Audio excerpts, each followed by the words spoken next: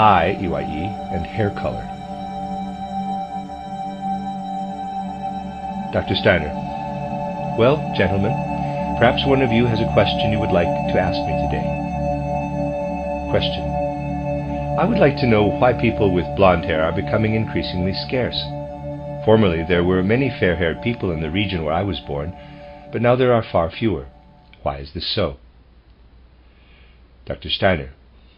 Your question fits quite well into our discussions, and I can consider it after I describe the human eye for you, as I promised to do earlier, EYE. We have already studied the ear. Now we shall look at the eye. You may have noticed that blonde hair is closely linked with blue eyes. As a rule, blondes have blue eyes. Your question relates to this matter, which you will understand fully when we examine the eye. Eyes have great significance for the human being. It might be assumed that people born blind do not benefit at all from their eyes. Nevertheless, they are still part of them, and they have the function not only of seeing, but also of influencing the entire nervous system, inasmuch as this originates in the brain. The eyes are still there in one who is born blind, even though they cannot see. They are placed in the socket, but something is wrong internally, especially with the optic nerve. In addition, the muscles that control eye movements exist also in a blind person and actually continuously influence the nervous system. Thus, the eye is indeed one of the most important organs of our body. The eye, which is really like a miniature world, is placed in a cavity formed by the skull bones. You might say that it is something like a tiny world. The optic nerve fills out the retina and terminates in the brain, which I shall outline here, and there's a sketch. So if this is the eye seen in profile, and sitting in the eye socket, then here on the right is a canal through which the optic nerve passes. The eyeball lies buried in fatty tissue and is surrounded by bony walls. Attached to it are 6 ocular muscles that extend back into the bony walls of the socket. These bones are directly behind the upper jawbone. In the anterior part of the eye is a completely transparent, clear tissue through which light passes. That the tissue looks black is an illusion. In reality, you see through the eye to its rear wall. You are looking through the transparent skin all the way to the back of the eye. The round blackness you see is the pupil, which looks black because the back of the eyeball is that color. It is like looking through the window of a dark room. If you think the window itself is black, you are mistaken. The interior of the eye is completely transparent. This tissue is tough and opaque here, and transparent in front. Within it and toward the rear is another layer of tissue possessing a network of fine, delicate blood vessels, which thicken here. Around the pupil is the iris, which in some people is blue and in others gray, green, brown, or black. Between the iris and the transparent tissue is a transparent fluid. Where you see the round blackness is the transparent skin, the cornea. Behind that is the anterior chamber. It consists of living fluid and is shaped somewhat like a little glass lens. The actual lens of the eye is located here, where these delicate blood vessels come together and where the iris is formed. This structure, called the crystalline lens, also contains a living fluid. Its outer cover is transparent, permitting you to see the blackness behind it. Unlike a glass lens, it is mobile. It moves, especially when you need to focus on something nearby. In that event, it is shaped like this. Thick in the middle. When you need to look into the distance, it is bent like this, thin in the middle. Next to the iris are delicate little muscles, which we tense to make the lens thicker when looking at something close up, or relax to make the lens thinner. A person's habits also affect the lenses. If you often use your eyes for close work, like reading or writing, gradually the lenses become permanently thick in the middle and you become nearsighted. If you are a hunter, however, frequently looking into the distance, then the lenses become thin in the middle and you will become farsighted. Another thing to consider is that in youth, the tiny muscles located in and around the iris are still strong and elastic, and we can accommodate to our field of vision. In old age, they become slack. This explains why many people become far-sighted with age, but this problem can be corrected. If a person's lenses are too thick in the middle, glasses are prescribed with lenses that are concave.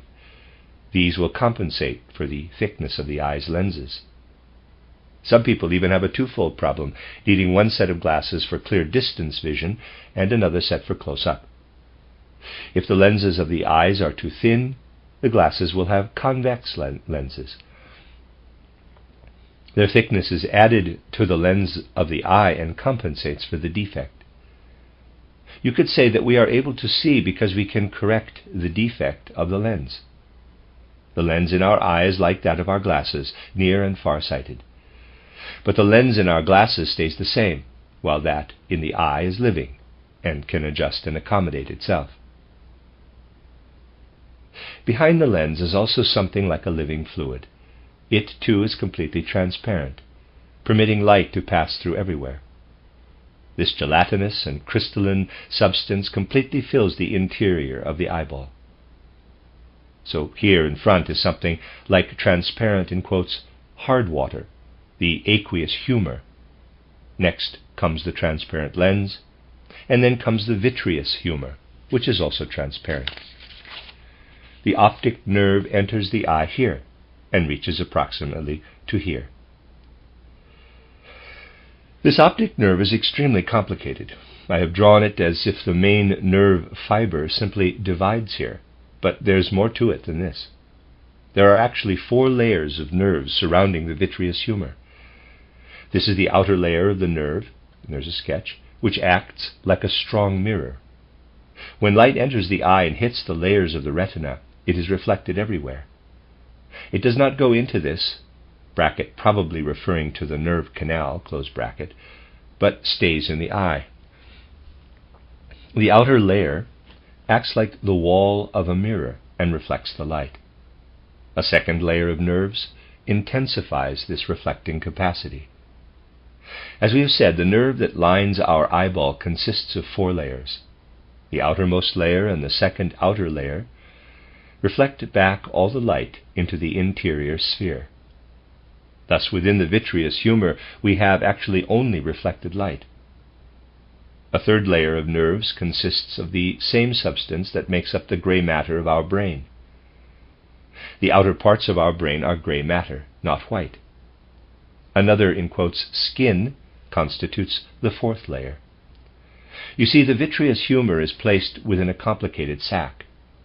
This enables all the light that penetrates into the interior of the eyeball through the pupil to be reflected within the vitreous humor and to remain there. What we have in our eye is something that looks like a complicated physical apparatus. What is it for? Well, imagine that a person is standing somewhere. When you look at him, an inverted picture is produced in your eye because of the lens and vitreous humor. So if a person stands there, you have a small image of him in your eye, but owing to this apparatus, it is an image that stands on its head. The eye is just like a camera in this respect. It is much like a photographic apparatus, in which the object photographed appears in an image upside down. That also happens in the eye, since it is a mirroring device. When light enters, it is reflected. Thus in the eye we have the image of a little person. Even with all our modern sophisticated machinery, something like the human eye can certainly not be manufactured. We must admit that it is altogether extraordinary and marvelous. Now picture to yourselves the starry heaven. Form an image of the light-filled sphere around the earth, and then reduce this picture until it is quite small. What you then have is the interior of the human eye. The human eye is actually a world in miniature, and the reflections in the eye resemble myriad surrounding stars. You see, these outer walls do not reflect evenly. There are many tiny bodies which, like miniature stars, radiate light toward the center. If we were as small as the image of the human being in the eye and could examine it from inside, its interior would seem infinitely large. Our impression would be the same as when, on earth, we look up to the glittering stars at night. It is indeed so. It is interesting that the eye is like a miniature world, and that the tiny human image, produced in the eye by reflections, would have the same feeling, if it were conscious, that we have at night under a starry sky. It is really quite interesting. Well, I said, quote, if that image possessed consciousness, close quote, but if we did not possess our eyes, we would not be able to view the starry night. We see the night sky and its brilliant stars only because we have eyes. If we close them, we do not see the stars. Nor could we see the starry firmament if the eye did not already contain within it a miniature world. We say to ourselves that this miniature universe really signifies a big world. This is something that must be clearly understood. Imagine that someone shows you a small photograph of himself or another person. You will realize that even though it is small, it was taken of a regular-sized man. You are not encountering the actual person in this picture. And likewise in the eye, in reality, you have only this miniature starry sky within you when you look up at the heavens.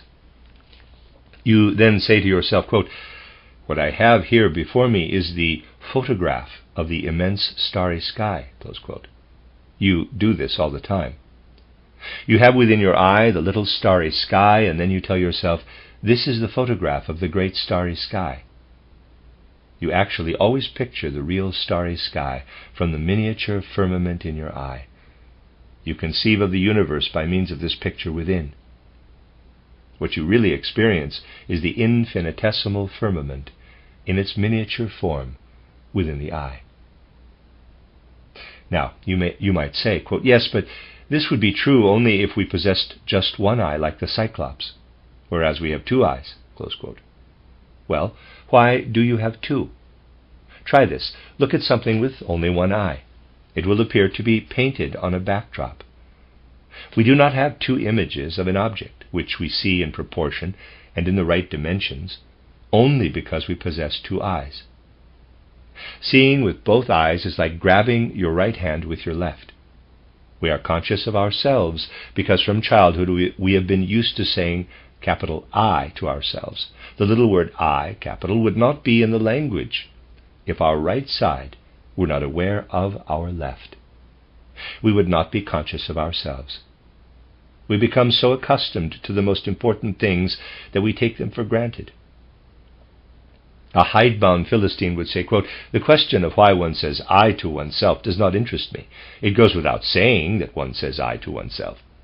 Close quote. Well, he is a narrow-minded and prosaic person. He does not realize that most subtle matters are based on the most complicated processes.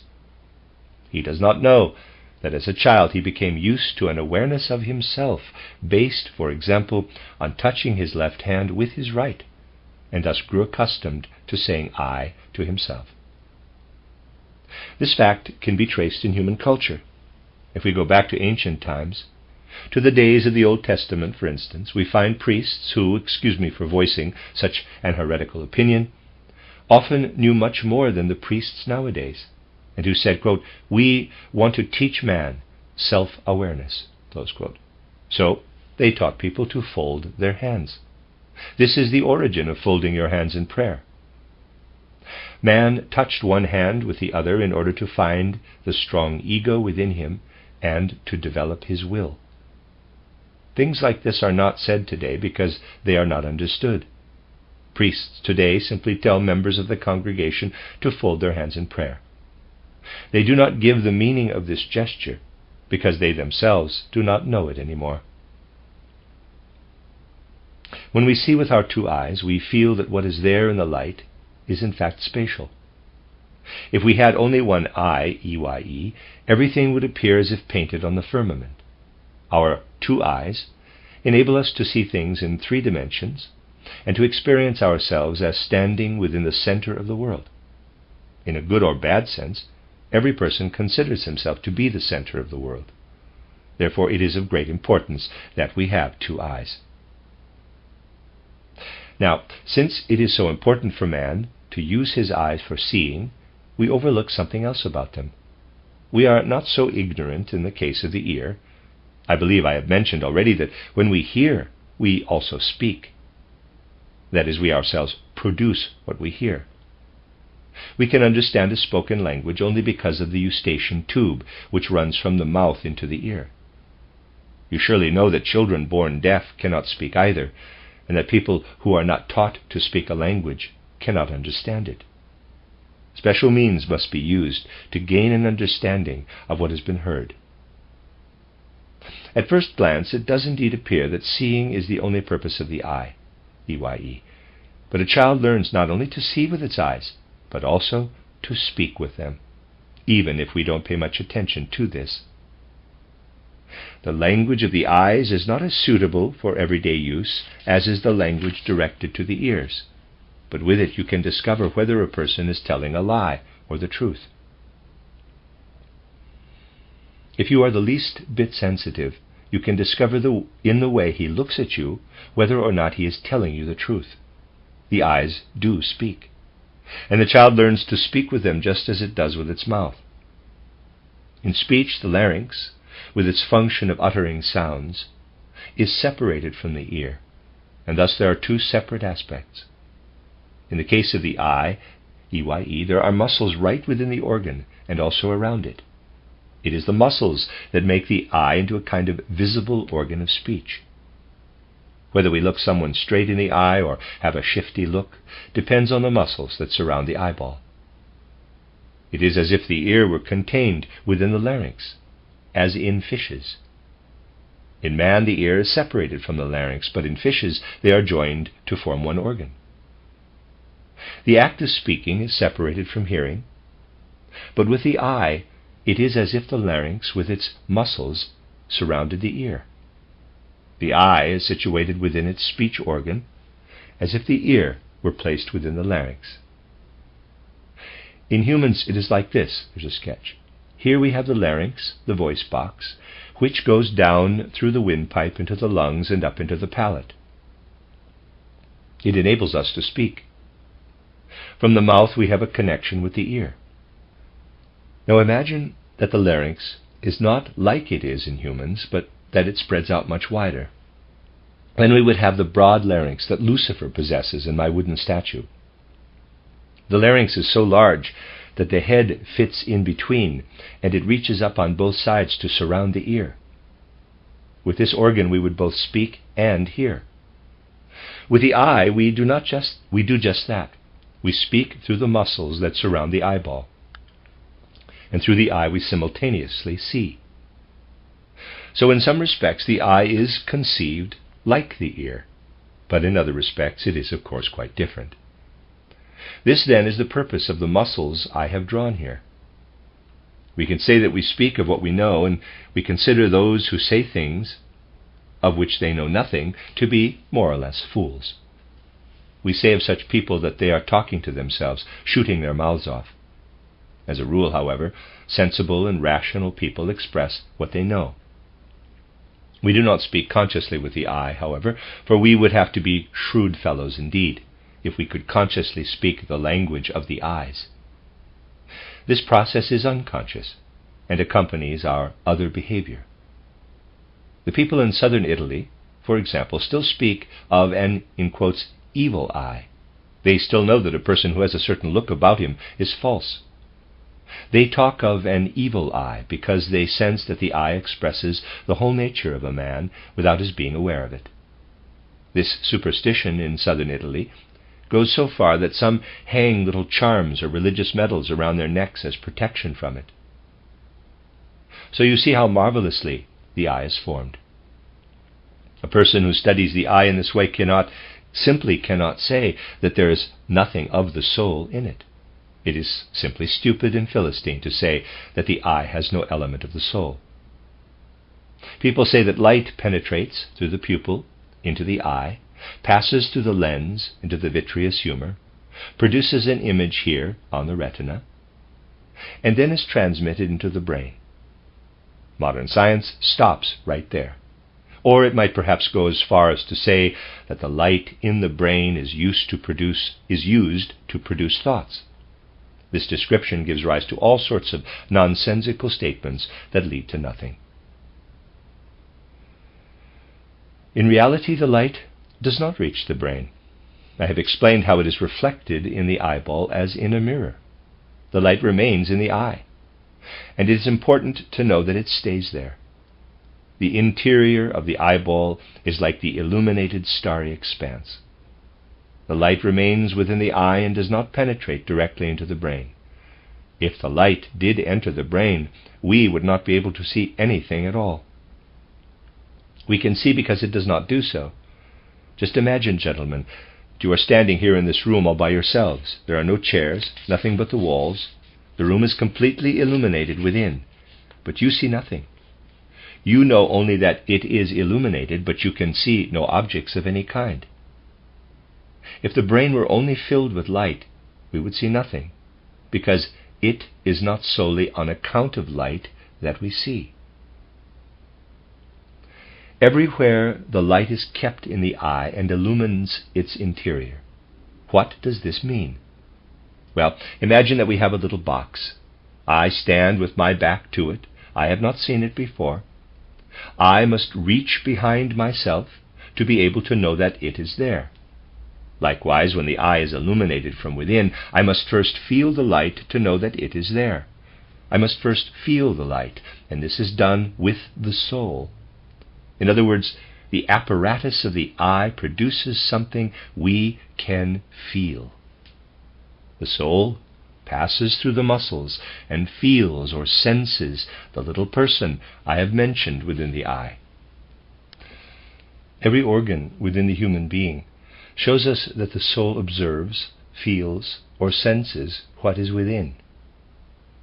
If we examine everything carefully, we discover the soul and the spirit everywhere, especially in the eye.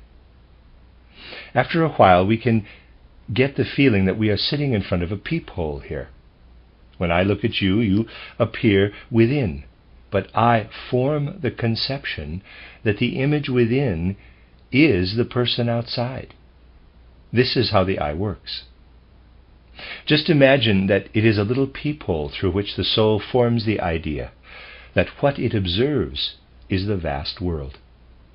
We simply must recognize the soul's existence when we actually examine the matter. Now, I said that here is the choroid, parenthesis referring to his sketch of the eyeball, close parenthesis. It contains tiny blood vessels and lies under the optic nerve and its network.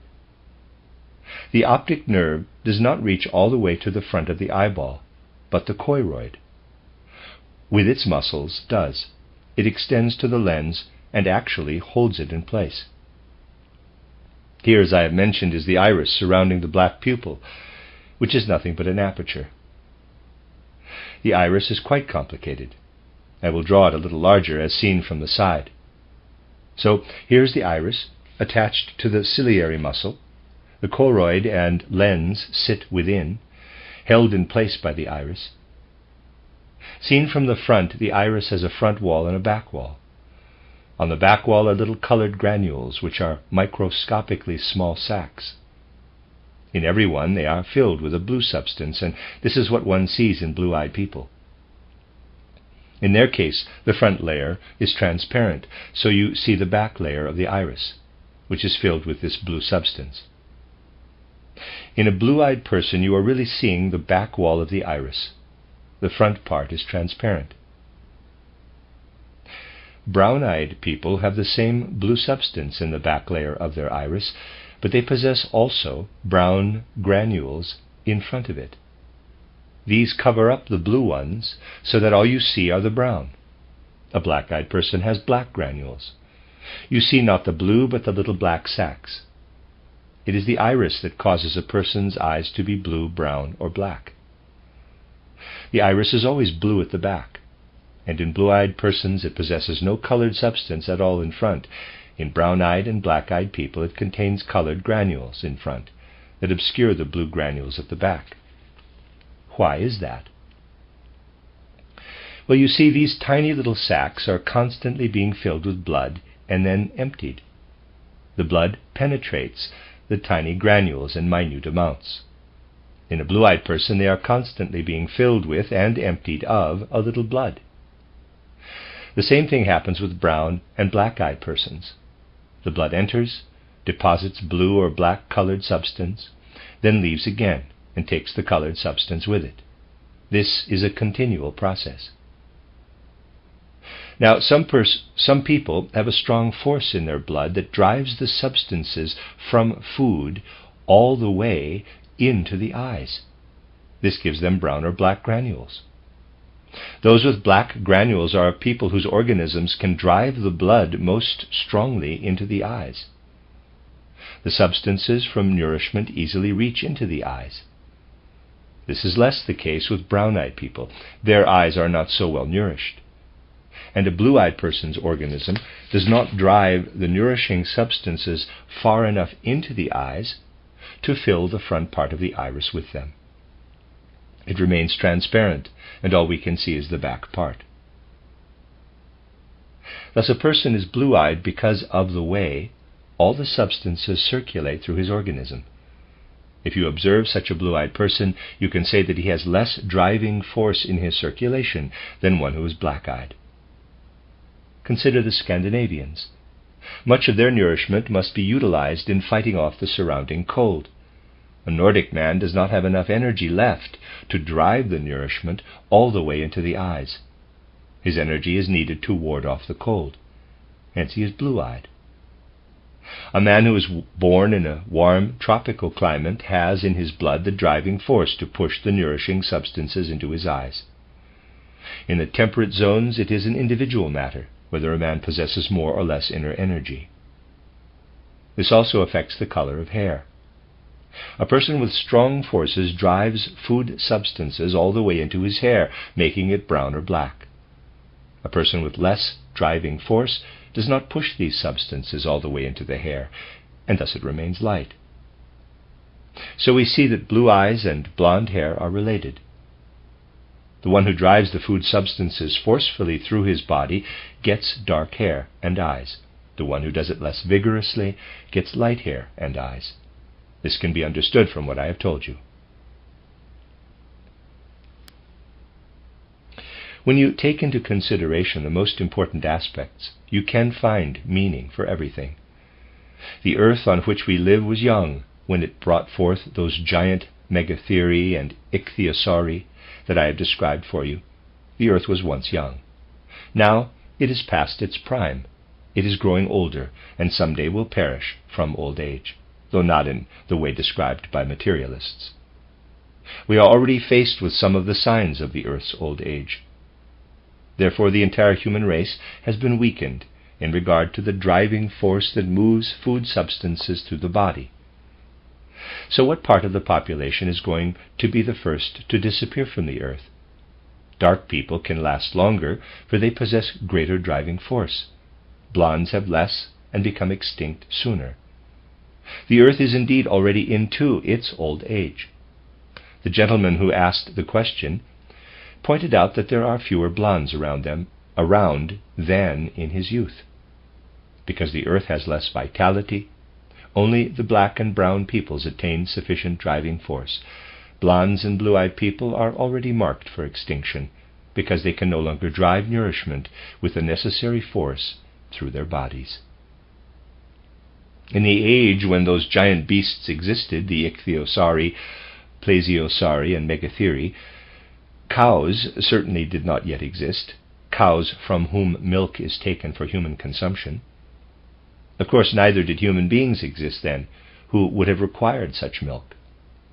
But just yesterday I read a statement by somebody who is really afraid of progress. He thinks people who express ideas today that should be formulated only after many centuries have passed ought to be persecuted, because, he says, the time is not ripe for their utterances. Gentlemen, it seems to me that if this had been the case in the period when cows were supposed to come into existence, no creature would have had the courage to become a cow. It is like saying, quote, what is taught today as anthroposophy should emerge only after many centuries, close quote. Well, then it wouldn't appear at all, just as no cows would have come into being. In effect, it is like saying, quote, "I would rather remain an old primeval hog than transform myself into a cow." Close quote. The situation on earth is such that we must have the courage to change and to ascend from those periods when mankind knew things instinctively to one in which everything is known consciously. This is why I present everything to you here in such a way that you can comprehend fully what is really going on, and know in what direction the wind is blowing. When you read a book nowadays, or when you hear about what goes on in the great wide world, you cannot actually get to the bottom of what makes everything tick. But people don't know that. You can understand a phenomenon like the gradual extinction of blondes if you comprehend how nourishing substances penetrate into both the eyes and hair, the coloring of which is closely related. If you go to Milan, you will find that the head of the lion there is depicted in such a way that its mane, that is, the largest accumulation of hair the lion possesses, looks like rays of light. This rendering is based on an ancient wisdom, in which it was known that both the eyes and hair are related to light and its rays. Hair is indeed like plants, which are placed in the ground and whose growth is subject to light. If light is unable to draw nourishing substances all the way into the hair, it remains blonde. If a person is more closely tied to matter, the food substances penetrate the hair completely and counteract the light. Then he gets black hair. Sages of old were still aware of this, just as were people even a few centuries ago. Thus they did not depict the lion's mane as being curly, but instead they gave it a radiating, straight form, as if the sun had shone its beams right into the lion's head. It is most interesting to observe such things.